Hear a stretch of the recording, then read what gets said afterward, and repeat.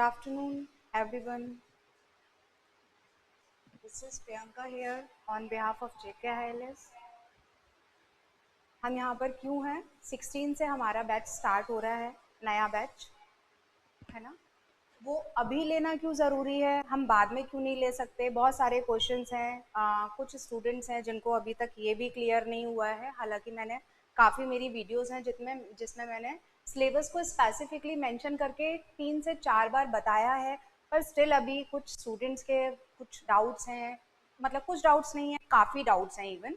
जैसे कि अभी तक उनको यही क्लियर नहीं है कि इंडिविजुअल एक रिटन पेपर होने वाला है गुजराती का, 25 क्वेश्चंस आएंगे या नहीं आएंगे, 100 क्वेश्चंस आएंगे, कैसे आएंगे।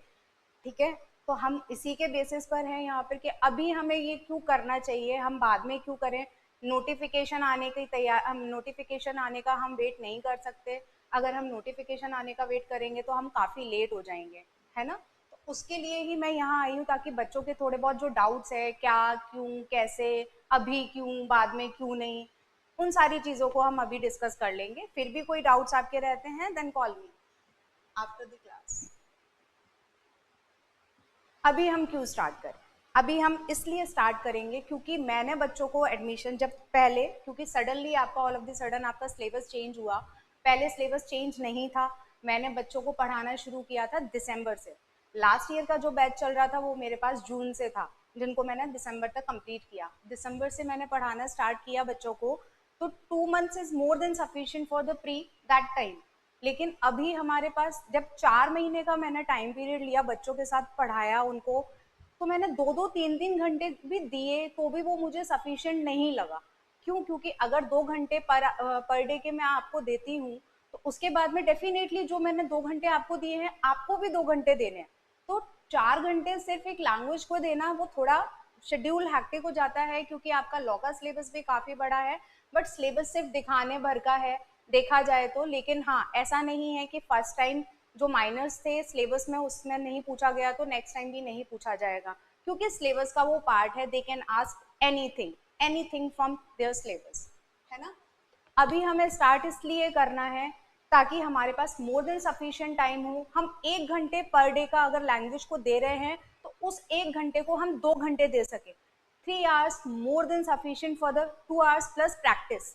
किसकी प्रैक्टिस? जैसे 1 घंटे मैंने आपको कुछ भी पढ़ाया, अब क्या है, कुछ स्टूडेंट जैसे मान लीजिए आपको छोटा बड़ा सब आ गया, सारी चीज़ें मैंने आपको सिखा दी, वर्णमाला सिखा दी, और आपका ये अक्षर ज्ञान है वो सारा करा दिया, मात्राओं का है ये सारा ज्ञान करा दिया। पर उसमें गलती क्या करते हैं, आपको लगता है जब मैं क्लासेस करा रही हूँ ये तो बहुत इजी है, हम कर लेंगे ऐसा। एक्चुअली प्रैक्टिस की, लैक ऑफ प्रैक्टिस की वजह से अभी काफ़ी बच्चों का नहीं हो पाया। Practice is more than sufficient, like आपको कुछ अलग से करने की जरूरत नहीं है। क्लासेस में जितना आपको कराया जा रहा है उतना आप कर लेते हैं, उसके अलावा आपको ना किसी बुक की जरूरत है कि मैं आपको बुक रेफर करूं। बुक एक्चुअली आपको कंफ्यूज करेंगी, क्योंकि रूल्स के साथ हमें नहीं पढ़ना, हमें अपने कॉन्सेप्ट क्लियर करने हैं। जैसे हमारे हिंदी के होते हैं, इंग्लिश के होते हैं, जस्ट लाइक अगर हम हिंदी के रूल्स में जाएं, एक ट्रिक होती है शॉर्ट ट्रिक। अगर हम हिंदी को शॉर्ट ट्रिक से पढ़ते हैं तो वो हमें लॉन्ग टर्म एक तो याद रहता है और गलत होने के चांसेस बहुत कम होते हैं। लेकिन इसी को अगर हम रूल्स याद कर रहे हैं, रट रहे हैं, डेफिनेटली वो आपको याद रहेगा, रूल्स के अकॉर्डिंग पढ़ना चाहिए, पर उतना ही, क्योंकि this is the competition exam. Just like आपको हिंदी अगर कंपटीशन एग्जाम में आ रही है तो आपको एक पेपर निकालना है। There is no need in interview like कि आपको हिंदी के क्वेश्चन ही पूछे जाएंगे, just like the Gujarati. There is no proficiency test at the last stage. तो आपको कुछ नहीं करना, आपको जस्ट प्री क्लियर करना है। मेंस का आपने पेपर देखा ही होगा, कितना इजी पेपर आया है ना। मेंस में आपको इतना क्यों प्री डिटरमाइंड, सबसे बेस्ट आपका जो गुजरात जुडिशरी में है, एक सबसे बेस्ट पॉइंट आपका यही है, प्री डिटर्मिनेशन आपकी है। आपको जस्ट 50% के लिए तैयारी करनी है। If you are doing your best for the 80%, then you can earn, then you can obtain definitely 50% in each paper, right. अगर आपने किसी ने भी अगर एडवर्टाइजमेंट अगर अच्छे से नहीं पढ़ा है, कुछ भी और भी कोई डाउट अगर इसके बाद भी रह जाते हैं, then call me at any time. Why now? 6 months, 1 hour per day. इससे ज्यादा अगर आप क्लासेस, क्योंकि लास्ट मोमेंट पर अगर आप करते हैं, जैसे मान लीजिए नोटिफिकेशन आ गया, नोटिफिकेशन के 2 मंथ्स बाद आपका प्री होगा, उसके 2 मंथ्स बाद आपका मेंस होगा, उसके 2 मंथ्स बाद आपको 6 मंथ का पूरा प्रोसेस रहता है, 6 to 8 मंथ्स का, जिसमें आपका अगर हम नोटिफिकेशन से कैलकुलेट करते हैं तो 8 मंथ्स का पूरा रहता है, जिसमें इंटरव्यू तक में सारा आपको दो महीने का गैप किया जाता है।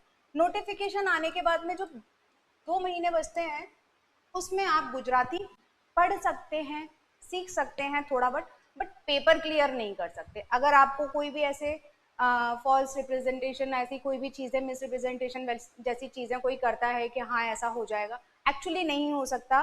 We can learn from that कि हम जब हिंदी हम इतनी अच्छे से बोलते हैं, हमारी मदर टंग है हिंदी, फिर भी हमें हिंदी पढ़नी पड़ती है क्योंकि वो कंपटीशन एग्जाम के लेवल से चाहिए हमें।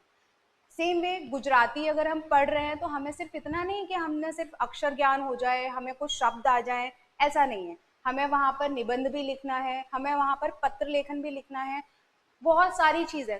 1,000 1,500 आपको क्या करना है, इतने तो कम से कम आपको वोकैब ही वोकैब करना है। कुछ मैं कराऊंगी, कुछ आप करेंगे, आपको न्यूज़पेपर भी पढ़ना है, आपको आर्टिकल्स भी पढ़ने हैं, 4 और चीज़ें करनी है। लास्ट टाइम तो आपका सिलेबस लास्ट मोमेंट पे चेंज हुआ, तो हमने फिर भी बहुत जल्दी जल्दी कोशिश की कि हाँ हम पूरा कवर कर पाए, क्योंकि सिलेबस बहुत इंक्रीज हो गया।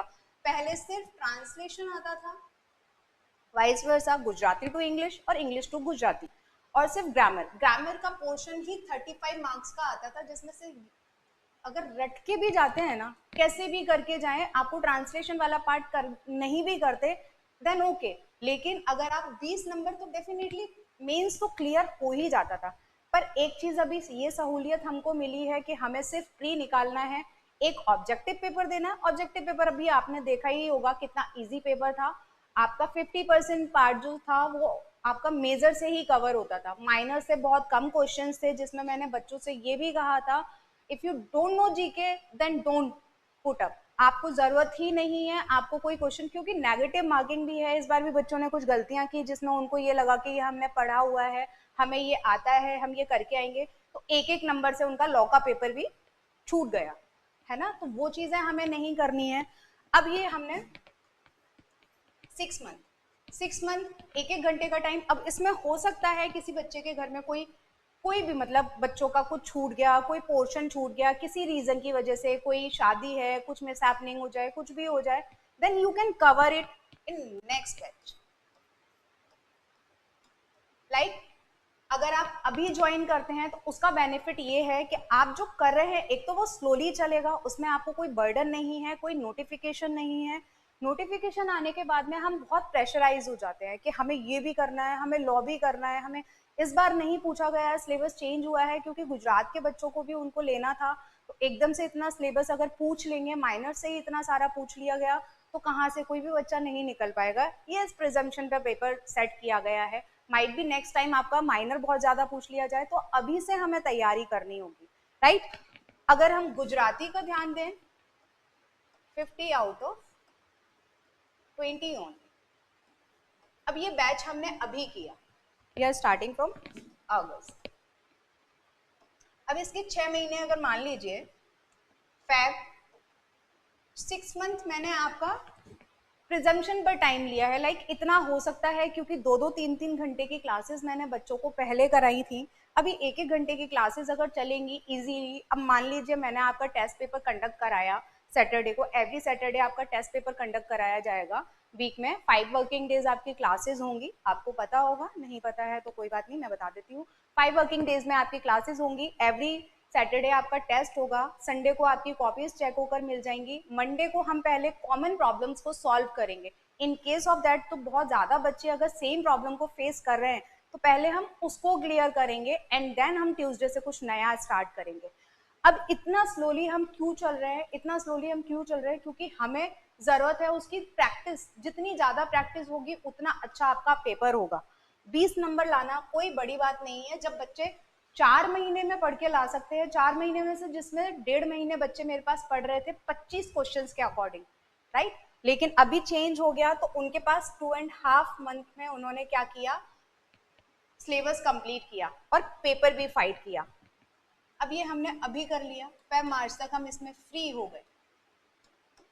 अब मान लीजिए वैकेंसी तब तक नहीं आई, लेके चलते हैं, है ना। 23 में वैकेंसी आएगी क्योंकि हर साल गुजरात निकालता है, ठीक है। पुराना देखेंगे तो कोविड के दौरान नहीं निकला, वो तो कहीं पर भी किसी भी स्टेट में नहीं निकाला गया था।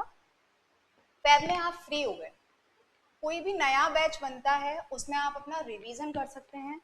रिवीजन का जो प्रोविजन है वो सिर्फ इसी बैच के लिए है, there is no provision for any other batch कि मैं आपको रिवीजन ही कराऊंगी। आप अगर मेरे पास टाइम से आते हैं तो आप पूरे पूरे होल जितना भी आपका सिलेबस है उसका आप पूरा रिवाइज कीजिए नए बैच में। लास्ट बैच में अगर आप आते हैं तो लास्ट बैच में एक्चुअली क्या होता है, टाइम ही इतना नहीं बचता कि मैं आपको कमिट कर दूं कि मैं आपका रिवीजन भी कराऊंगी, नहीं। बहुत मुश्किल से इस बार जब पेपर आपका आगे पोस्टपोन हुआ था, 15 मई की जगह 5 जून को किया था, तो मैंने मॉक पेपर्स जरूर कराए थे बच्चों के, कुछ क्लासेस ली थी ग्रामर की, ताकि थोड़ा बहुत जो कॉन्फिडेंस डेवलप हो, छूट गया है मेरा और उनका कम्युनिकेशन गैप आ गया तो वो चीज़ें ना हो। अब टाइम ही नहीं मिलेगा नोटिफिकेशन आने के बाद में, मैं आपको सिर्फ सिलेबस ही कंप्लीट करा पाऊंगी, there is no provision for the revision. Like अभी अगर हम ज्वाइन करते हैं तो इसमें आपका रिवीजन का भी रहेगा, जो भी नया बैच होगा उसमें आपको सबको डाल दिया जाएगा, जहां से भी आपके जो भी डाउट्स रहते हैं, कुछ भी कोई दिक्कत आती है, क्योंकि ट्रांसलेशन हमें सबसे ज्यादा मैंडेटरी पार्ट है। कितना, 15 नंबर का सिर्फ पूछा गया ग्रामर, ये और भी कम हो सकता है क्योंकि वहां पर आपको स्कैटर डिवीजन में कुछ नहीं दे रखा है कि हम डिवाइड करके कि इतने पोर्शन में आपको ग्रामर पूछा जाएगा, इतने पोर्शन में आपको रिटन पेपर लिखना होगा। हमें सिर्फ इस चीज का ध्यान रखना है, मान लीजिए क्योंकि हायर जुडिशरी का पेपर भी सेम आपका, हायर जुडिशरी का जो पेपर होता है उसका भी आपका सेम सिलेबस चलता है, लेकिन उसमें आपकी ग्रामर कितने नंबर की आती है, 8 नंबर, हार्डली 9 नंबर की। अब आप खुद सोचिए, अगर हमारी रिटन प्रैक्टिस नहीं होगी, हम ट्रांसलेशन नहीं कर सकते, अगर हम ट्रांसलेशन ही नहीं कर सकते, हम पत्र लेखन नहीं लिख सकते, हम अपना अगर शॉर्ट नोट आ जाता है शॉर्ट नोट नहीं लिख सकते, निबंध नहीं लिख सकते, तो हमारी काफ़ी चीज़ें जो हैं जो हम छूट जाएंगी। 15 नंबर अगर हम लाते हैं तो ग्रामर क्या है, बहुत वाइड एरिया है, 15 नंबर का ग्रामर आता है, इस बार भी पूछा गया, तो उसमें रूढ़ी प्रयोग हमने करीब करीब, आप मैंने मेरी क्लास में लास्ट मोमेंट पे बच्चों को 350 से 400 रूढ़ी प्रयोग कराए थे, लोकोक्तियां कराई थी, टोटल मिला के कुछ 450 हुआ होगा लोकोक्ति और रूढ़ी प्रयोग को मिलाकर, जिसमें सेंटेंस, एक सेंटेंस से दूसरा सेंटेंस हम खुद बना पाए, बच्चे बना रहे थे काफी अच्छे से। लेकिन इसमें जितना पार्ट आपका ट्रांसलेशन का है उतना ही पार्ट उसका ग्रामर का है। ग्रामर क्यों है, ग्रामर इसलिए इंपॉर्टेंट है क्योंकि उसमें आपके नंबर नहीं कटेंगे। अब मान लीजिए ग्रामर आपका 15 नंबर का आता है, तो ऐसा नहीं है कि हमें पूरा मैं कितना भी रटवाऊं या फिर मैं आपको कितना भी पढ़ाऊं, हो सकता है क्योंकि प्रेशर बहुत होता है एग्जाम के टाइम पे, हमें कुछ चीजें आती हैं, हम आते हुए भी भूल जाते हैं, हमें कुछ शब्द है, समानार्थी है, सिनोनिम्स हैं, एंटोनिम्स हैं, आते हैं लेकिन फिर भी हम कंफ्यूज होकर उनको गलत कराते हैं या छोड़ देते हैं। तो ये 10 नंबर की कम से कम इस 15 में से आपके आने चाहिए 7 से 8 नंबर। अब 7 से 8 नंबर आए हैं तो हमें पत्र लेखन, हम जब बहुत अच्छा पत्र लेखन, मैंने बच्चों को 6 से 7 या फिर 10 पत्र लेखन करवाए थे, जिसमें से एक उनका एज इट इज कोरोना पे मैंने करीब करीब 2 पत्र लेखन करवाए थे, जिसमें से मैंने कहा था आपको किसी भी तरीके से पूछा जाए, इसमें जो प्रोविजंस दिए गए हैं, कुछ लाइंस दी गई हैं, गुजरात स्टेट ने क्या क्या स्कीम्स निकाली कोरोना के दौरान, लोगों ने क्या क्या किया, वो सारी चीजें सेम रिपीटेड ही आएंगी, तो वो बहुत अच्छे से करके आए और पेपर भी उन्होंने क्लियर किया ही है, राइट। तो यहाँ से हमें 12 नंबर तो चाहिए। कैसे, निबंध में से, निबंध आपको कोई भी अगर किसी ने आपसे कहा है 2 पेजेस का लिखना है, 2.5, नहीं, वहां पे 20 लाइनें आपसे पूछी जाती हैं, तो you have to write at least 25 to 30 lines, because 20 lines जो है वो मिनिमम पोर्शंस है। जस्ट लाइक आपकी अगर राइटिंग बहुत बड़ी बड़ी है मान लीजिए, और आपने सिर्फ 20 लाइन्स काउंट करके लिख दिया, तो वो 20 लाइन्स एक्चुअली कंसिडर नहीं किया जाएगा, तो हमें एक सिंगल सिंगल, इस बार गलती पढ़ने के बावजूद, और मैंने एक दिन क्लास पहले ली थी उसके बावजूद भी बच्चे गलती करके आए, क्या, एक क्वेश्चन के बाद तुरंत दूसरा क्वेश्चन अटेंड करने का, जबकि मैंने कहा था एक पेपर पर एक ही क्वेश्चन अटेम्प्ट करना, आपको कोई जरूरत नहीं है, वहां पर आपको बी कॉपीज दी जाती है, आपको एक फर्स्ट दी जाएगी, उसके बाद में भी उससे पूछा जाएगा, वहाँ पर जो इन्विजिलेटर्स होते हैं वो आपसे पूछेंगे कि आपको दूसरी कॉपी की जरूरत है, तो आप आराम से लिखिए, एक पेज पर एक ही क्वेश्चन। मान लीजिए विरोधार्थी आया आपका, विरोधार्थी आया, 4 आएंगे, 1 2 3 4। आपको कोई जरूरत नहीं है ये सोचने की कि ये पेज बच रहा है इस पे मैं और लिख दूं और कर दूं, नहीं। एक पेपर पर एक ही क्वेश्चन अटेम्प्ट करना है। इस बार बहुत गलती की है, उसके नंबर कितने काटे हैं क्या है ये तो आपके इंटरव्यू के बाद में जो रिपोर्ट कार्ड आएगा उससे ही पता चलेगा कि जो ये सेम मिस्टेक्स जो बच्चे करके आए हैं, एक के बाद एक के बाद एक क्वेश्चन करना, जबकि वो कॉपीज पर भी मेंशन किया गया था, आपको जो आंसर शीट दी गई थी कि एक पेज पर एक ही क्वेश्चन करना है, तो वो नहीं किया, उसकी भी गलती हमने की। यहाँ से ग्रामर, ग्रामर भी आपका चलेगा। क्या हम चेंज करेंगे? चेंज क्या है? चेंज इसलिए है क्योंकि हमने लास्ट टाइम अपने सिलेबस को जितना कम टाइम में हम जितना ज़्यादा कर पाए, पर वो भी मुझे नहीं लगता कि सफिशिएंट था। अभी हमें और करने की ज़रूरत है। मान लीजिए अभी हमने 400 लोकोक्तियाँ की थी, रूढ़ि प्रयोग किए थे, तो अभी हमें 1000 करने की ज़रूरत है, क्योंकि उसका एरिया इतना वाइड है कि मैं आपको अगर 2000 भी करा दूँ तो माइट भी पॉसिबल कि उसमें से 2-3 फंसे और फिर भी 1-2 ना फंसे। लेकिन हम इम्पोर्टेंट कैसे लेके चलेंगे? जो पुराने प्रीवियस पेपर्स हैं, कमीशन बेस्ड जो पेपर्स हैं, उनके बेसिस पर कौन सी क्लासेस, कौन सी बुक्स हैं जिनको रेफर किया जाता है, किन बुक्स को हम ले सकते हैं जिससे हमारा पेपर ज़्यादा से ज़्यादा फंस पाए, है ना। फिर भी मैंने बच्चे से कहा 45 में से आप बताइए आप कितना करके आए हैं। 45 में से बच्चे ने कहा कि हाँ, लोकोक्ति वाले पार्ट को छोड़ दीजिए, रूढ़ि प्रयोग वाले पार्ट को अगर हम छोड़ते हैं तो 45 में से मैं 45 का अटेम्प्ट करके आया हूँ। अब आप अटेम्प्ट तो करके आए हैं, ट्रांसलेशन वाला पार्ट आपका बाकी के अदर जुडिशरी में भी आता है, जैसे एमपी में आता है, हरियाणा में भी शायद आता है, तो वहां पर भी आप देखते हैं कि हम हिंदी भी पढ़ते हैं, हम इंग्लिश भी पढ़ते हैं, लेकिन हम ट्रांसलेशन गड़बड़ करके आते हैं, क्योंकि एग्जैक्ट ट्रांसलेशन हमको कुछ शब्द नहीं आते, मान लीजिए कुछ स्पेलिंग है, हमें उस टाइम पर हम मिस्टेक करके आ गए, या फिर हमने अपने सेंटेंस फ्रेमिंग में कोई मिस्टेक कर दी, तो वो मिस्टेक्स हमें नहीं करनी है।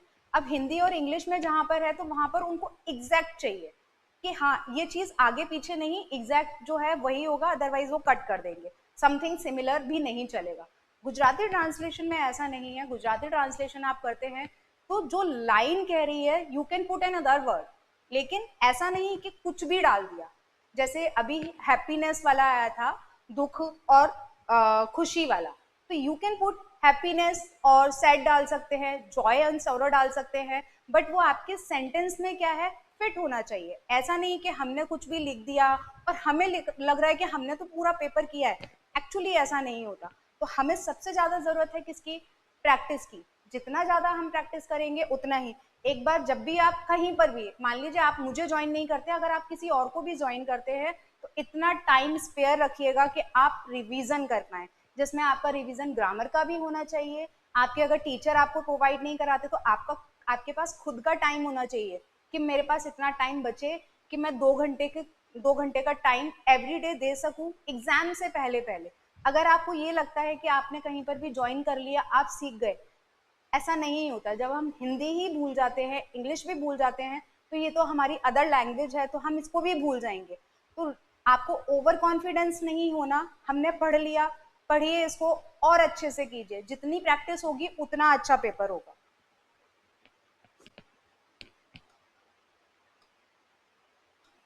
This question is by now revision on, for revision on, right.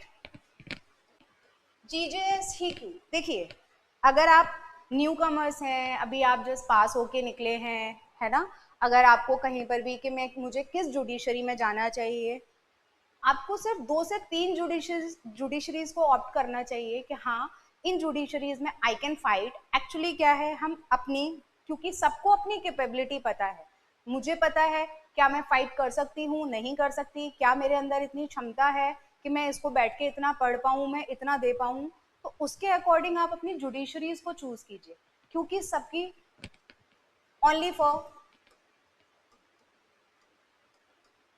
50% pre determined cut off, that's why GJS on. आप कहीं और देते हैं एग्जाम तो इतना अनसर्टेनिटी है कि लाइक आप बहुत अच्छा करके आए हैं अपनी तरफ से, बट यू डोंट नो कि कितनी कट ऑफ जाएगी, क्योंकि हो सकता है मेरे पास वाले ने बहुत अच्छा किया हो, आगे वाले ने, पीछे वाले ने मेरे से बहुत अच्छा किया हो, मैं अपना बेस्ट दे के आया हूं, लेकिन फिर भी मुझे नहीं पता कि क्या मेरा पेपर क्लियर होगा या नहीं होगा। प्री मेंस, मेंस में भी 50% है, लेकिन उसका भी क्या है बेनिफिट, क्या, अगर मान लीजिए नोटिफिकेशन पढ़ना अच्छे से, नोटिफिकेशन अदरवाइज मैं सर से कहती हूँ, सर आपको शेयर कर देंगे, है ना, उसमें पढ़ना, aggregate 50% they are asking in mains. Means अगर आपका क्रिमिनल अच्छा है, अगर आपका क्रिमिनल अच्छा है तो आप इसमें 60 स्कोर कीजिए, 100 आउट ऑफ 60, और आपका सिविल अच्छा है तो आप इसमें स्कोर कीजिए, तो यहाँ 40 हो जाएगा तो ये इसको कवर कर देगा, यहाँ 40 हो जाएगा तो ये इसको कवर कर देगा। क्या बोलना चाह रही हूं मैं, आपका प्री डिटरमाइन है, एग्रीगेट 50% आपको चाहिए 200 मार्क्स का अगर आपका पेपर होता है, मेंस क्लियर करने के लिए आपको चाहिए मिनिमम 100, जिसमें आपका जो पोर्शन आपका स्ट्रॉन्ग है उसको बहुत अच्छे से कीजिए। सिविल अच्छा है, सिविल में अपना 100% दीजिए, क्रिमिनल अच्छा है, क्रिमिनल में अच्छा 100% दीजिए, लेकिन इसके अकॉर्डिंग ऐसा नहीं कि मैं सिर्फ क्रिमिनल अगर मेरा अच्छा है तो मैंने क्रिमिनल में ही 80 कर लिया, ऐसा नहीं करना है इतना हमारा कि ये चीज यहाँ ऊपर वाला अगर हमारा क्रिमिनल बेकार है तो सिविल सेट ऑफ कर दे, सिविल अगर हमारा बेकार है तो क्रिमिनल सेट ऑफ कर दे, इतना हमारी पहले से प्रैक्टिस होनी चाहिए इन चीजों को।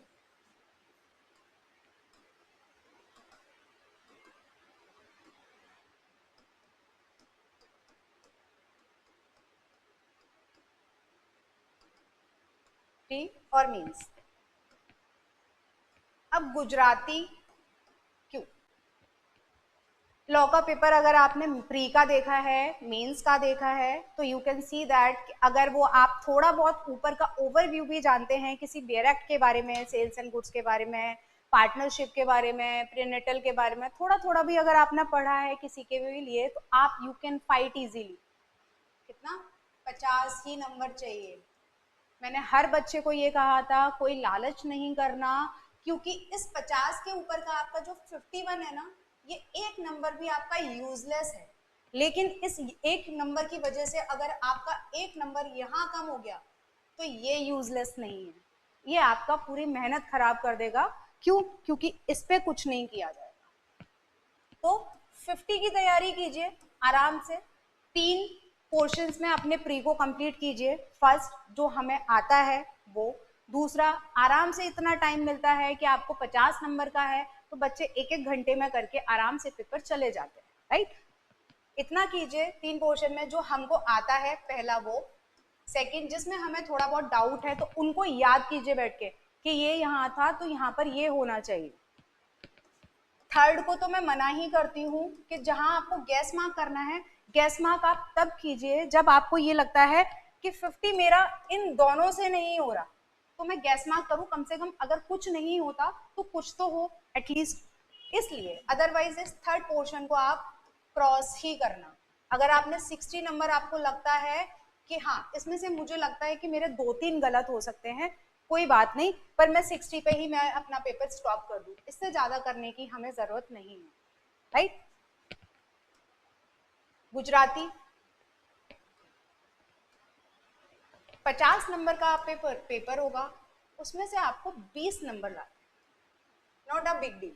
अगर आप इसको 7 से 8 नंबर आप ग्रामर में लेकर चलते हैं, जो होना ही चाहिए, जिस भी बच्चे का 7 से 8 नंबर जिसने भी स्कोर किया है ग्रामर का, सबका पेपर क्लियर है, लेकिन जो ग्रामर में गलती करके आए हैं, आप मान लीजिए ग्रामर में ही 4 या 5 पर अटक गए, तो हाउ इज इट पॉसिबल कि रिटन में आप इतना क्लियर कर लेंगे।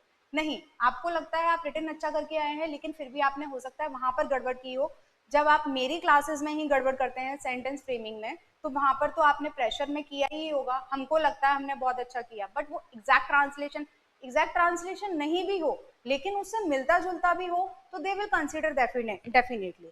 अब यहाँ से ट्रांसलेशन वाला पार्ट, 10 नंबर का आपका आता है निबंध। कितना भी अच्छा लिखकर आएंगे आप तो इतना आए। आपका आया था 10 नंबर का ही आपका पत्र लेखन।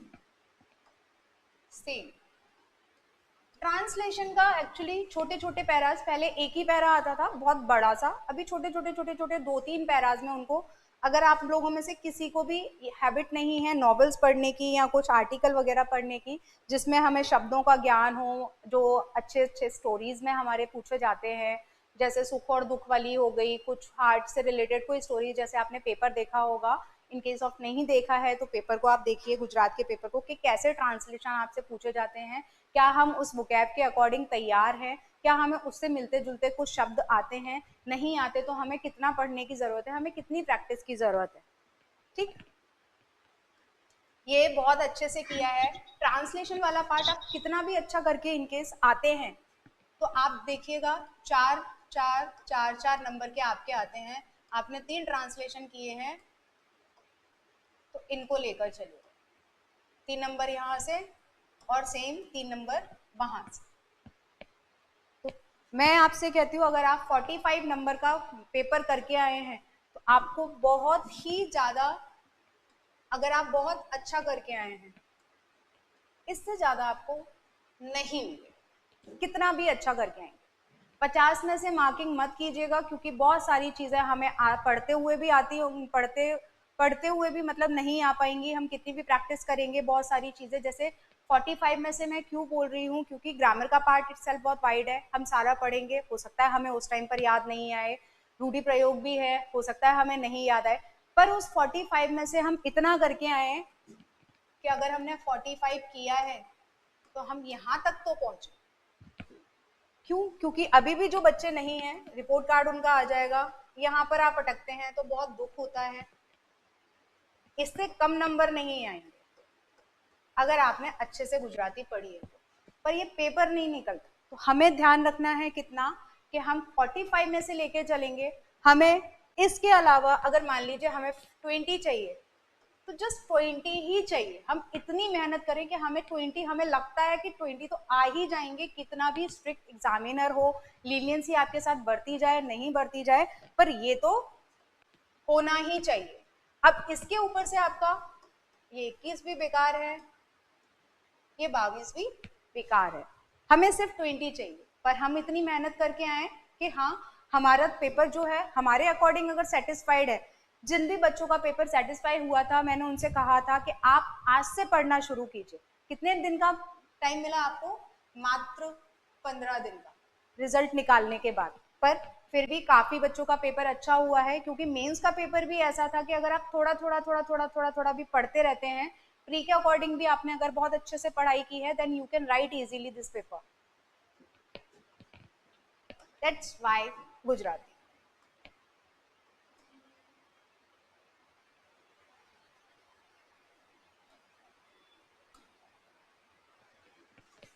होपफुली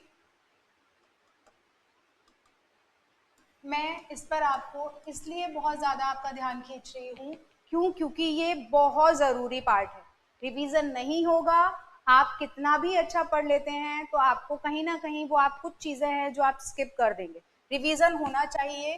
क्योंकि इस बार का पेपर भी बच्चों को टफ लगा, जबकि पहली बार पूछा गया था तो मुझे पेपर इजी लगा कंपैरेटिवली। हायर जुडिशरीज के जो पेपर आते हैं वो काफ़ी टफ आते हैं, कमीशन वाले पेपर्स जो पूछे जाते हैं काफ़ी टफ आते हैं, उसके अकॉर्डिंग ये इजी था।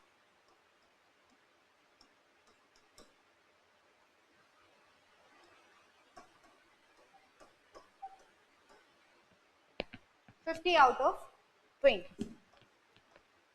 सेम चलता है आपका 15 प्री, 15 मेंस और लैंग्वेज में आपको चाहिए 40%, इक्वली आपको इंटरव्यू में चाहिए 40%,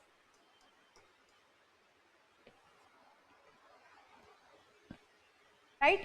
पहले आपका इंटरव्यू होता था 250 मार्क्स का, जिसमें से कंसिडर किया जाता था आपने अपना मेंस कैसा किया है, मेंस के साथ साथ अपने लैंग्वेज कैसी की है, लैंग्वेज में भी प्रोफिशिएंसी टेस्ट किया जाता था कि हाँ आपका प्रोफिशिएंसी टेस्ट में अगर आप पास होते हैं तो आपको कंसिडर किया जाएगा, अगर वहां पर नंबर कम हो जाते हैं 250 मार्क्स में से अभी भी आपकी मार्किंग होगी, लेकिन इसमें मार्किंग करते टाइम गुजराती का कोई रोल नहीं होगा।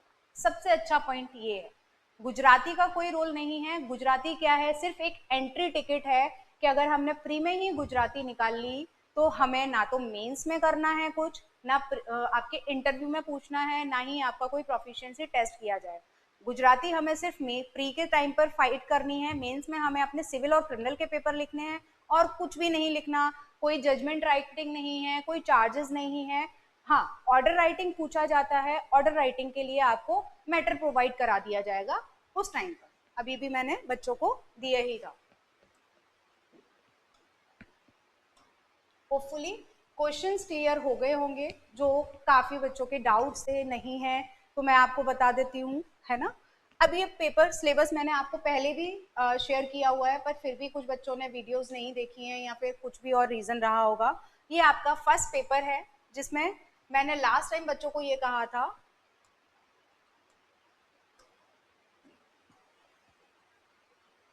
70% पार्ट इस पेपर में से आपका आप इसको स्ट्रॉन्ग कीजिए, बाकी का जो 30% बचता है 100 में से आपको 100 स्कोर नहीं करना, 80 भी नहीं करना, 70 भी नहीं करना, आपको जस्ट 50% स्कोर करना है। यहां से भी कर सकते 30% आप तब जाइए माइनर्स वाले पोर्शन में, यहाँ पर किसी भी पॉइंट पर मैंने ऐसा नहीं कहा है, कोई भी इस पॉइंट पर मिसगाइड मत होना कि मैंने ये कहा है कि आप माइनर्स छोड़कर जाइए, नहीं। 30% पार्ट पर आपको जाना चाहिए, ये आपका पक्का पक्का होना चाहिए। इस पोर्शन में हम जाएंगे, हम तैयारी अभी से कर रहे हैं, सिलेबस अचानक से नहीं बढ़ रहा। 23 में जब भी वैकेंसी आएगी तो हम पहले से तैयारी करेंगे, तो ये 30% पार्ट भी हमारा तैयार होना चाहिए। वो चाहे आप मेरे से पढ़ें, मैं भी पढ़ा रही हूँ, या फिर कहीं और से भी करते हैं, तो वो अच्छे से इसलिए होना चाहिए क्योंकि इस बार नहीं पूछा गया तो नेक्स्ट टाइम भी ऐसा नहीं है नहीं पूछा जाएगा, क्या पता पूछ लिया जाए, तो कुछ भी हो सकता है। 30% पार्ट में से हमें करना इसलिए है क्योंकि ट्रू एंड फॉल्स पूछे जाते हैं। ट्रू एंड फॉल्स मान लीजिए अगर 15 नंबर के इस बार पूछे गए थे, 15 नंबर के वो नंबर ऐसे होते हैं लाइक प्री के जैसे, ट्रू लिखना है और फॉल्स लिखना है, आपको कोई एक्सप्लेनेशन देने की जरूरत नहीं है, कुछ एक्सेप्शन समझाने की जरूरत नहीं है, कोई भी प्रोविजन नहीं लिखना, जस्ट आपको एक स्टेटमेंट दिया जाएगा, स्टेटमेंट के साथ में आपको ये बताना है दिस स्टेटमेंट इज ट्रू और not according to this act only. तो ये जो 15 नंबर होते हैं ये बहुत इंपॉर्टेंट पार्ट है, जिसमें आपके 15 नंबर, उसके बाद में आपको कितने नंबर की मेहनत करनी है, हार्डली 30 या 40 नंबर की मेहनत करनी है। तो ये 15 नंबर हमारे फिक्स होते हैं इस 30% में से, अगर आ जाता है तो ये भी जरूरी है और वो भी जरूरी है। 70% is more than sufficient for pre but not for mains. तो हम तैयारी पहले से करेंगे तो हमारी तैयारी अच्छी होनी चाहिए, क्योंकि मेंस में हमें ज्यादा टाइम नहीं मिलता। सेकेंड पेपर, इसके क्वेश्चंस आपसे पूछे जाते हैं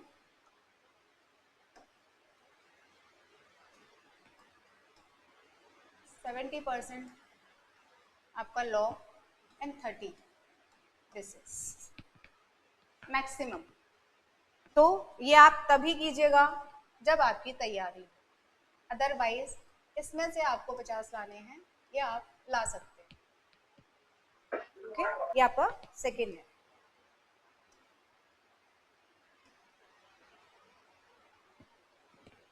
लैंग्वेज, पत्र लेखन। पत्र लेखन आपका अगर अच्छे से तैयारी है, अगर हमने 10 पत्र लेखन करे हैं और बहुत अच्छे से किए हैं, जिसमें फॉर्मल राइटिंग और informal writing, there are 2 ways to write letter writing, like आपको इनफॉर्मल भी पता होना चाहिए और फॉर्मल भी पता होना चाहिए। दो चीजें होती हैं, डोंट बी कंफ्यूज कि एप्लीकेशन एंड अदर थिंग। क्यों? एप्लीकेशन एक ऐसी चीज होती है अर्जी, लाइक कि हमें किसी चीज को किसी को सिर्फ इतना बताना है कि हाँ ये ऐसी बात है, हमें इस चीज की जरूरत है, किसी हमें ऑफिसर को देना है, अपने से ऊपर वाले को देना है, कोई पोस्ट पर है, मान लीजिए किसी अध्यापक को देना है, तो वो एप्लीकेशन अलग चीज होती है, अर्जी लेखन अलग चीज है, पत्र लेखन अलग चीज है। पत्र ऐसा है जिसमें हम लेटर राइटिंग में हमें सारी चीजें सिर्फ अपने लेटर में ही बता देनी है, उसका ना तो हमारे पास कोई रिप्लाई आएगा, ना हमें उसको कुछ रिवर्ट करना है, ये पत्र लेखन होता है। ठीक है, फकरा ऊपर थी, प्रश्न जनाबो। ठीक है, फकरा क्या होता है हमारा? कॉम्प्रिहेंशन राइटिंग, जिसमें आपको, अगर आपने 10th और 12th में पढ़ा होगा तो बहुत इजी होता है, पहले हमें पैसेज पढ़ने की पूरी जरूरत नहीं है, हमें सिर्फ क्वेश्चंस पढ़ने हैं, उसके ट्रिक्स भी मैं आपको क्लासेस में बता दूंगी। ये हार्डली, जब मैंने मॉक पेपर्स करवाए थे कंडक्ट, बच्चों का पेपर पूरा कैसे हुआ, काफी बच्चों का पेपर पूरा ही नहीं हुआ क्योंकि मॉक पेपर्स कोई नहीं कराते हैं। मॉक पेपर्स मैंने आपके क्लासेस आपके एग्जाम से पहले इसलिए ही कराए थे, मैंने पर क्वेश्चन बच्चे को, लाइव टेस्ट हुआ था, मैंने जहाँ छोटा क्वेश्चन था, जैसे कि मान लीजिए ये क्वेश्चन था, यहाँ पे मैंने आपको 5 मिनट्स टाइम ही दिया, इससे ज्यादा टाइम आपको वहाँ पेपर में, क्योंकि 1.5 घंटे का पेपर है, टाइम बहुत कम है और चीजें बहुत ज्यादा हैं करने के लिए, पढ़ते हुए भी हमें बहुत सारी चीजें नहीं आती। 5 मिनट्स, 10 मिनट्स, तो इसके अकॉर्डिंग हमने पेपर जब किया था, बच्चों ने किया, उसकी प्रैक्टिस भी की, पेपर्स भेजा भी, कॉपीज भी चेक की, उसके बाद में मैंने उनको बताया कि आप कहाँ स्टैंड करते हैं, आपको कहाँ और करने की जरूरत है। एक बात का बस ध्यान रखना है, क्लासेस जब हमारी चल रही तो क्लासेस के अकॉर्डिंग ही चले। जैसे मान लीजिए आपको, अगर आज हम पढ़ रहे हैं कुछ भी, आप वो डाउट, अगर आपको कहीं पर भी कोई दिक्कत आती है, वो आज का आज पढ़ लें, कल उस क्लास में पूछ लें। फिर भी अगर रिवीजन के दौरान आपका ऐसा होता है कि रिवीजन के दौरान भी आपको कोई चीज नहीं समझ आई है, आप उसको पूछिए, पर अलग से कॉल करके, स्पेशली क्योंकि और बच्चे हैं जिनको समझ आ गया या कुछ भी, तो उनका टाइम वेस्ट ना हो। तो आप क्लासेस में अपडेट रहें, कुछ भी समझ नहीं आ रहा है पर्सनली कॉल कीजिए, मैं आपको 1 to 1 समझाती हूँ। Right, 10 minutes, this is need only 5 minute. ये पेपर मैंने बच्चों को 1-1 घंटे से ज्यादा मैंने पेपर का टाइम ही नहीं दिया, 1.5 घंटे के पेपर मैंने नहीं कराए थे, जबकि जो गुजरात का पेपर था सेम उसी बेसिस पे सारे डायमेंशन के साथ में, क्योंकि ये सारे पॉइंट्स आपके किसी भी पेपर 1.5 घंटे के पेपर में कवर ही नहीं हो सकते, तो मैंने सारे डायमेंशंस के साथ में आपको पेपर क्यों कराया था, किसी पेपर में ये था, किसी पेपर में ये नहीं था, किसी में ये था तो किसी में ये नहीं था, तो मैंने बच्चों को कहा था इस अकॉर्डिंग आप तैयारी कीजिएगा, कि ऐसा नहीं है कि ये जो पूरा सिलेबस दिया गया है, ये पूरा सिलेबस ही आपके पेपर में, 1.5 घंटे का पेपर है, नहीं कवर हो सकता, तो हो सकता है ये निबंध पूछा जाए, ये कॉम्प्रिहेंशन ना पूछा जाए, कॉम्प्रिहेंशन पूछा जाए, हो सकता है आपसे पत्र लेखन ना पूछा जाए, तो सारी चीजों के साथ हमें तैयारी, ये आपका आएगा ही आएगा, समानार्थी, विरोधार्थी, ये आपका ट्रांसलेशन आएगा ही आएगा। ये व्याकरण, व्याकरण में क्या है, कोई डोंट बी अफ्रेड, आपको कोई जरूरत नहीं है कि हमें समास भी करने हैं, हमें छंद भी करने हैं, हमें ये भी करना है, नहीं, हमें प्रीवियस पेपर्स के अकॉर्डिंग हमें तैयारी करनी है। जिस व्याकरण में हम किसको लेके चलेंगे, संधि को लेंगे, अपने शुद्ध वाक्य को लेंगे। अब इसमें भी कंफ्यूजन है, इस शुद्ध ऐसे क्यों लिखा है, ये तो हिंदी जैसा ही है, जब आप पढ़ेंगे तो मैं बताती हूँ, बहुत सारी चीजें हिंदी से अभी अडॉप्ट की गई हैं और बहुत सारी चीजों को हटाया गया है, गुजरात के वहाँ पे हिंदी वाले टर्म्स नहीं चलते, कि कौन से हमारे ऐसे शब्द हैं जिनको हम हिंदी से बिल्कुल सिमिलर लिख सकते हैं और कौन सी ऐसी मात्राएं हैं जो बिल्कुल अलग चलती हैं। राइट, तो अब ये शुद्ध वाक्य, एक जोड़नी, ये क्या होता है, ये स्पेलिंग करेक्शन, जो हमारा शुद्ध शब्दी जिसको हम बोलते हैं वो जोड़नी है, कि आपको मात्रा गलत लिख के दे देंगे, जैसे अनुवाद आपको ये लिखना है, इसको यू लिख कर दे दिया, तो हमें सिर्फ इतना ही करेक्ट करना है, एक सेंटेंस में दे दिया जाएगा। तो ये पेपर हमें करने इसलिए ज़रूरी है ताकि हम अपने टाइम को मैनेज कर पाएँ, कि हाँ 1-1.5 घंटे का पेपर है तो हमें कम से कम 1 घंटे में ही अपना पूरा पेपर करना है, आधा घंटा हमें सिर्फ इसके लिए रखना है कि कोई चीज़ें हमने छोड़ी हैं तो उनको हम दोबारा देख सकें, और हम याद करने की कोशिश करें, क्योंकि इसमें कोई नेगेटिव मार्किंग नहीं, this is subjective paper only, ठीक है। तो यहाँ पर आप मान लीजिए आपको कुछ नहीं आ रहा है, कुछ समथिंग सिमिलर आपको हिंदी से मिलता जुलता कुछ याद आ रहा है, कुछ भी आप उसको लिख कर आइए एटलीस्ट कि ये तो मुझे याद नहीं आ रहा, बट हो सकता है इट विल कंसिडर और नॉट, ठीक है, it's up to examiner.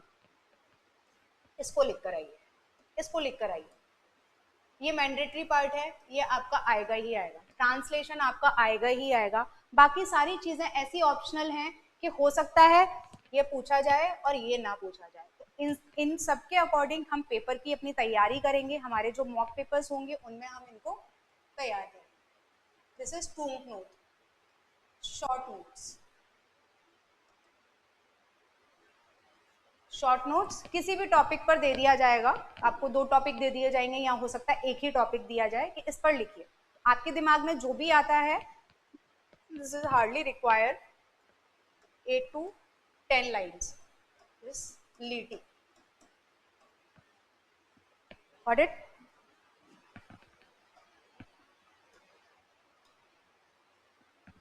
Eligibility criteria एक बार लास्ट वीडियो में भी मैंने आपको समझाया था, अभी भी इसलिए समझाने की जरूरत है, हो सकता है आगे भी कोई वीडियो बनाऊं तो उसमें भी मैं समझाऊं, क्योंकि बच्चे कंफर्म ही नहीं करते किसी चीज को, उनको लगता है कि हमें किसी ने ऐसा बोला।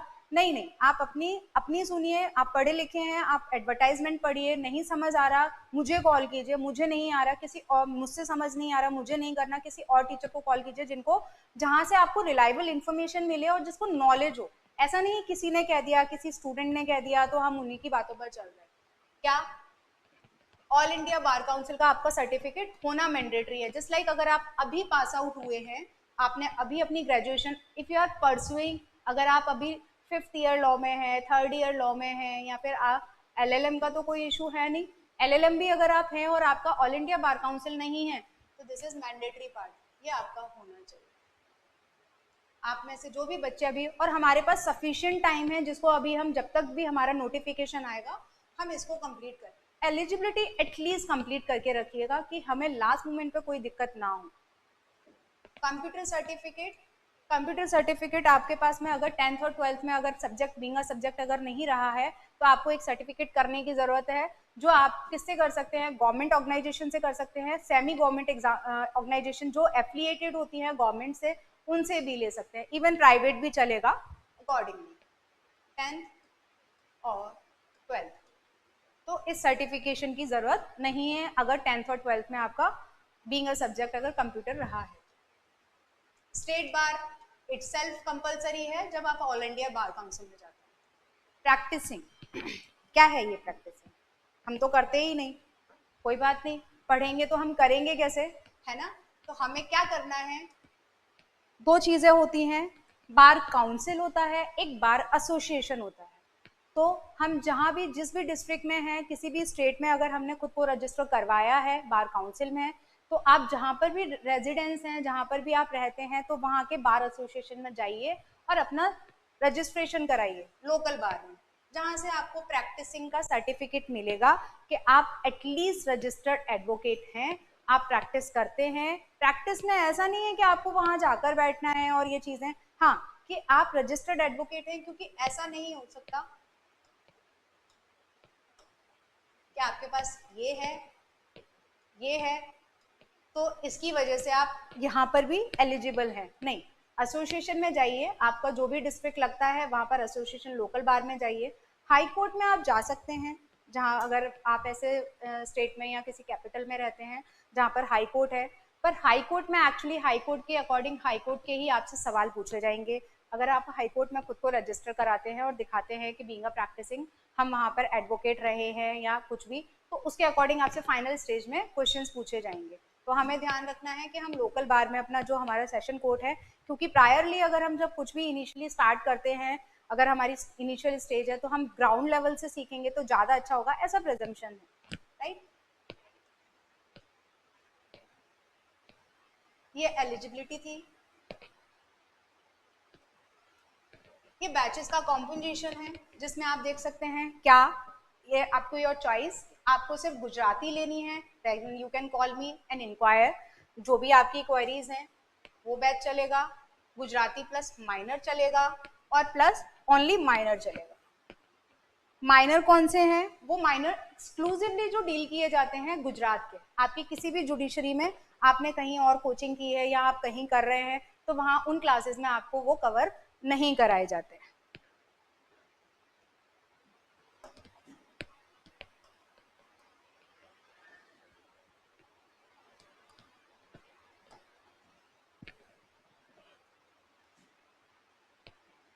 ये आपका मोस्ट इम्पॉर्टेंट पार्ट इसलिए है क्योंकि अगर मैं बच्चा हूं तो मैं कैसे प्रिज्यूम करूं?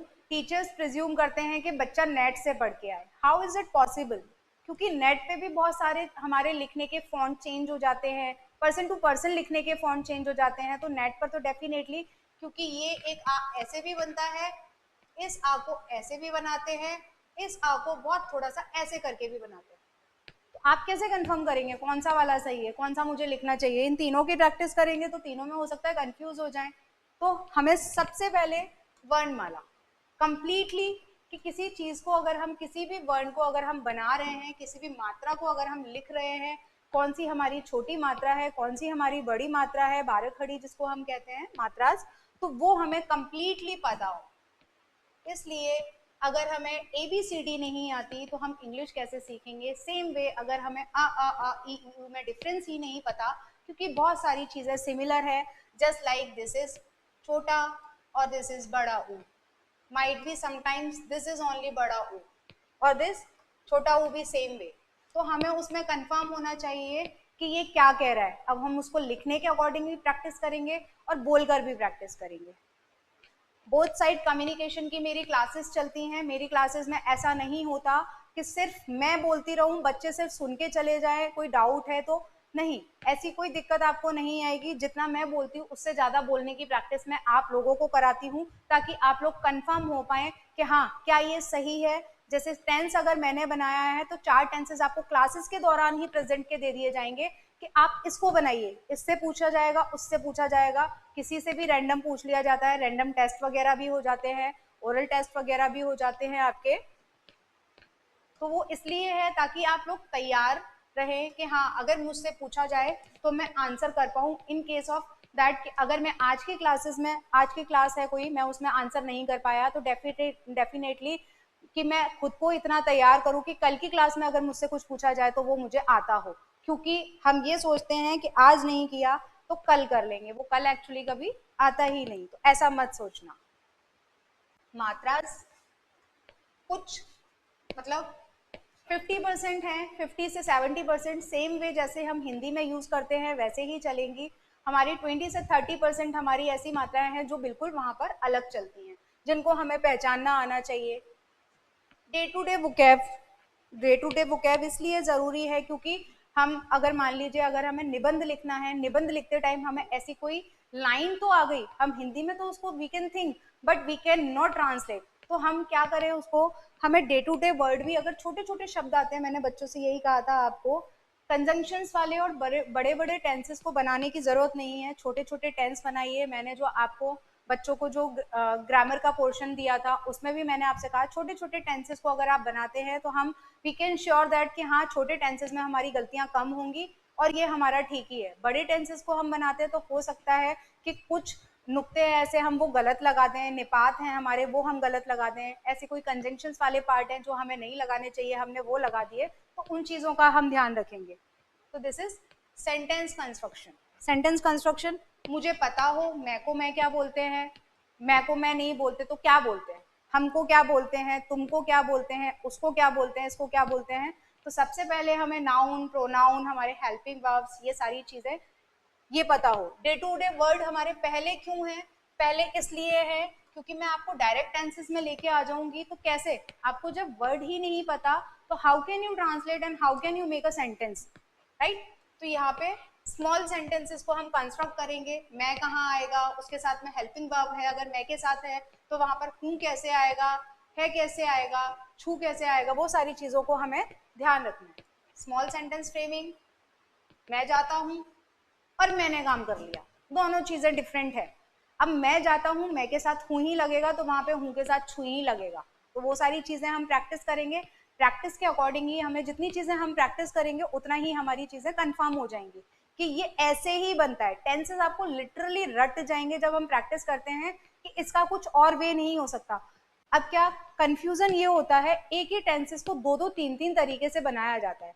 दो तीन तरीके से, मान लीजिए मैंने कहा मैंने खाना खा लिया, खा लिया कोई बात नहीं, अब मुझे नहीं आ रहा कि मैं लिया के लिए कैसे लगाऊं, तो वी हैव ऑप्शन लाइक मैं खाना खा चुका हूं, उस चुका के तरीके से बना दीजिए, खा लिया, खाना खाया भी कर सकते हैं सिंपल। तो इन सब चीजों की प्रैक्टिस हम करेंगे क्लासेस में। Legal terms as we can say see like कि हमारा जो पेपर अभी हुआ है उसमें हम ये देख सकते हैं कि हमारा लीगल पैराग्राफ आया था, तो हमें लीगल टर्म्स भी पता हो कि वादी को क्या बोलते हैं, प्रतिवादी को क्या बोलते हैं, प्रोविजन क्या है, हमारा सिविल कोड क्या कहता है, सिविल कोड को क्या हम सिविल कोड ही कहते हैं, दीवानी कोड कहते हैं, फौजदारी एक्ट कहते हैं, ये सारे हमें पता हो। ये आपको लीगल टर्म। रीडिंग हैबिट, अब आप कुछ भी अगर नया पढ़ते हैं, नया कुछ भी सीखते हैं, लॉ भी अगर हम आर्ट के बच्चे हैं, 12th के बाद अगर आपने परस्यू किया है तो हम देख सकते हैं कि लॉ भी हमारे लिए नया है, तो जितना ज़्यादा अगर हम उसको पढ़ते हैं उतना हम अच्छे से कर पाएंगे। तो रीडिंग हैबिट आपकी होनी चाहिए। रीडिंग हैबिट क्यों ज़रूरी है? रीडिंग क्यों? क्योंकि आप अगर न्यूज़पेपर भी पढ़ते हैं, कुछ कटिंग पढ़ते हैं, आर्टिकल्स पढ़ते रहते हैं, तो वो हमें कहीं ना कहीं निबंध के पार्ट पर हेल्प करेगा आपके ऐसे राइटिंग के लिए, और उसके अलावा साथ साथ आपका पत्र लेखन है, शॉर्ट नोट है, कुछ भी मान लीजिए टेंसेस बनाने के लिए, रूढ़ि प्रयोग के टेंसेस बनाने के लिए भी आता है, वाक्य में प्रयोग कीजिए, तो हम उसमें भी उसकी हेल्प हो जाएगी। तो रीडिंग के साथ साथ, रीडिंग से हमें क्या होता है, शब्दों का ज्ञान। राइटिंग लास्ट में जरूर लिखा है, पर ये राइटिंग आपकी फर्स्ट डे से चले। फर्स्ट डे से हम जब से पहली क्लास में आएंगे, हमें ई उ ये हमें लिखना आना चाहिए। अगर हम यहीं कच्चे रह जाते हैं तो हम आगे भी कच्चे रह जाएंगे। मान लीजिए आपको ये तो पढ़ना आता है, रीडिंग तो आती है, वी कैन रीड, बट जब हम लिखते हैं तो लिखते लिखते हम अटक जाते हैं कि क्या करें इस पे। अगर हम अटक गए तो वहां पर हमारा टाइम भी खराब होता है। तो ये राइटिंग हमारी पहले दिन से चले, फर्स्ट डे से, जिसमें आपको मैं पढ़ाऊंगी, आपकी कॉपीज मेरे पास आनी चाहिए, उन कॉपीज को आपको मैं चेक करके दूंगी, आप क्या गलतियां कर रहे हैं वो आपको कॉपीज में मेंशन करके दे दी जाएगी कि उसको किस तरीके से आपको सुधारा जाए।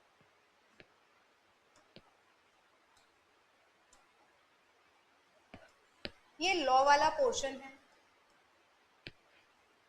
क्या है, गुजरात प्रोहिबिशन, इमोरल ट्रैफिक वगैरह, ये सारी चीजें जो एक्सक्लूसिवली गुजरात में ही डील की जाती हैं, कहीं और आपके किसी भी और जुडिशरी में नहीं आता है। इसमें मैंने पर्सनल लॉ को इसलिए इंक्लूड नहीं किया क्योंकि पर्सनल लॉ आप कहीं ना कहीं पढ़ते हैं, अगर कोई बच्चा नहीं पढ़ता है तो उसको उसके अकॉर्डिंग डील कर लिया जाएगा। इसमें आपको no need to read in pre whole act. Pre के अकॉर्डिंग आपको क्या चीजें मैंडेटरी हैं, क्या पोर्शन आपसे पूछा जाएगा, किस तरीके से पूछा जा सकता है, किन चीजों को पूछा जाएगा, कैसे कैसे क्वेश्चंस आ सकते हैं, ये सब आपको क्लासेस में करा दिया जाएगा according to the pre, mains and even interview also. Mains के अकॉर्डिंग आपको क्वेश्चन एंड आंसर फॉर्म में मैटर प्रोवाइड करा दिया जाएगा कि इनमें से अगर कोई क्वेश्चंस हैं, कुछ एक्ट बेयर एक्ट ऐसे हैं जिसमें सिर्फ प्री के ही क्वेश्चंस बन सकते हैं, मेंस में इनसे पूछा ही नहीं जाएगा।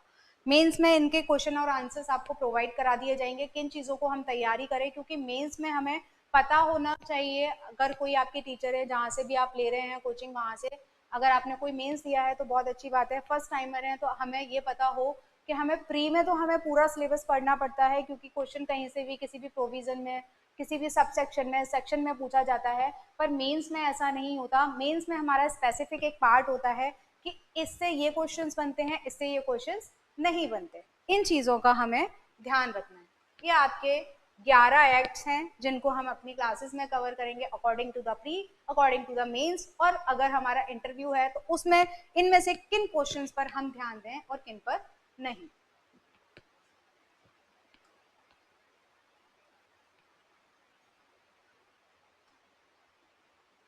बैच स्टार्ट हो रहा है आपका आफ्टर 2 डेज, 16th ऑफ अगस्त से। Timing will announce you soon definitely. मैंने एक बैच फॉर्म करा हुआ है, जिन भी बच्चों ने मुझे इंक्वायर किया या फिर मुझे कहा कि हम वो इंटरेस्टेड हैं, 5 days फ्री डेमो है। अगर आप डेमो मेरे पास ले रहे हैं तो प्लीज कहीं और भी डेमो लेकर देखिएगा, ताकि आप खुद को फिल्टर कर पाएं कि मुझे कहाँ बैठना चाहिए, मुझे कहाँ नहीं बैठना चाहिए, राइट। 5 डेज आपकी फ्री डेमो है। 16 से आपका बैच स्टार्ट है, इसी में ये इंक्लूड है। 5 डेज के बाद जो भी बच्चे कंफर्म मुझे करते हैं उसके बाद से आपका बैच फॉर्म कर दिया जाएगा एंड आपकी क्लासेस स्टार्ट हो जाएंगी। एवरी सैटरडे आपका टेस्ट है, हर छोटी चीज का टेस्ट कराया जाएगा। अगर ये आ है इसका भी टेस्ट आपका होगा, जरूरी है। नहीं करते हैं, हम नहीं करते। मैं हर बच्चे को, मैंने अपनी क्लास में लास्ट टाइम भी बोला था, 200 से 250 करीब बच्चे थे जिनको मैंने कहा था प्लीज प्रैक्टिस में रहिए। अगर आपको कहीं पर भी कोई डाउट आता है, आप लिखते लिखते या फिर पढ़ते पढ़ते अगर आप अटकते हैं तो उस पोर्शन पर ध्यान दीजिए, उसमें मैं आपकी किस तरीके से हेल्प कर सकती हूँ वो बताइए। मैंने 1-1 घंटे 2-2 घंटे बैठ के बच्चों को स्पेसिफिकली बताया भी है, इसको ऐसे नहीं ऐसे पढ़िए, इसको ऐसे नहीं ऐसे लिखिए। प्री से लेके मेंस से लेके इंटरव्यू तक आपका फुल असिस्टेंस रहेगा। आप कॉल कर सकते हैं, ऑफिशियल आवर्स में आप मुझे किसी भी टाइम पर कॉल कर सकते हैं, एक्सेप्ट दोज टाइम लाइक जिसमें मेरी क्लासेस चल रही हैं या फिर मैं कहीं और बिजी हूँ, उसके अलावा आपको फुल असिस्टेंस दी जाएगी। किस तरीके से आपको फॉर्म भरना है, किस तरीके से आपके अपनी एलिजिबिलिटी क्राइटेरिया को आप फुलफिल कर सकते हैं, अगर आप कहीं अटक रहे हैं तो उसका कोई दूसरा अगर ऑप्शन है तो हम उसको कैसे ऑप्ट करें। इसमें आपके एग्जाम से पहले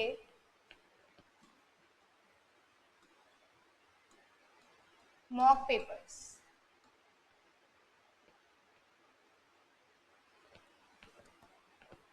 इस बार मैंने हार्डली 8 से 10 करवाए थे, पर हमारे पास अभी सफिशिएंट टाइम है। ये मॉक पेपर्स आपके एग्जाम से पहले ही कराए जाएंगे। अगर आप बैचेस से पहले ही फ्री हो जाते हैं, दूसरे बैच में बैठिए। अगर आप पहले फ्री हो गए हैं, तीसरे बैच में बैठिए। आपका कोई पोर्शन अगर छूट गया है, कहीं पर भी आप कहीं मतलब वीक रह गए हैं, या फिर आपका कुछ भी ऐसा है जहाँ पर आप लिख नहीं पा रहे, पढ़ नहीं पा रहे, एक नहीं तीनों बैचेस में बैठिए। अगर मेरे बैचेस रनिंग में हैं, उन बैचेस में अगर आप खुद को बैठ मतलब वहां तक पहुंच गए हैं तो आप वहां पर बैठिए। 1 में, 2 में, 3 में, जितना आपको रिवीजन करना है आप कीजिए। उसमें मेरे को कोई डाउट नहीं है कि जो बच्चा अगर सुबह के है वो शाम नहीं आ सकता, शाम में है तो वो सुबह नहीं आ सकता, राइट। तो ये 10 मैंने करवाए थे, कम से कम 15 to 20 आपके मॉक पेपर्स करवाए जाएंगे पेपर से पहले पहले। टाइम से आइएगा, इस चीज का ध्यान रखें। 2 नंबर है मेरे,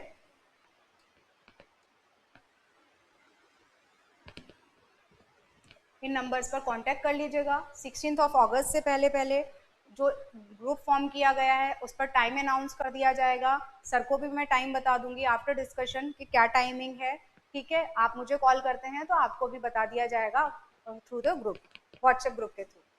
गूगल मीट पर हमारी क्लासेस चलेंगी। गूगल मीट ही क्यों, बोथ साइड कम्युनिकेशन मुझे चाहिए। ऐसा नहीं कि मैं आपको, यूजर फ्रेंडली है आपके लिए भी मेरे लिए भी, तो आप उस पर 5 days डेमो, ठीक है guys. Thank you so much, have a good day, thank you so much.